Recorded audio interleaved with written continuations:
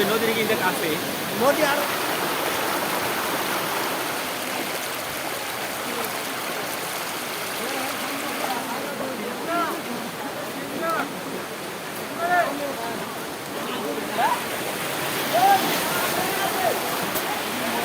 এটাই আমার বাড়ি।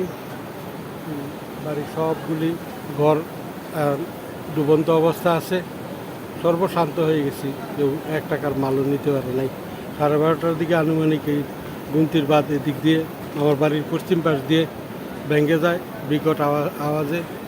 আমরা হঠাৎ করে বৃষ্টিতে ভাঙ্গায় নিয়ে আসছে, আমরা কিছুই বাড়ির থেকে আনতে পারি নাই, অনেকবারে অসহায় আছি। এখন আমরা সরকার কি দিয়ে কি করবো এটা আমি নিজেও বলতে পারি না।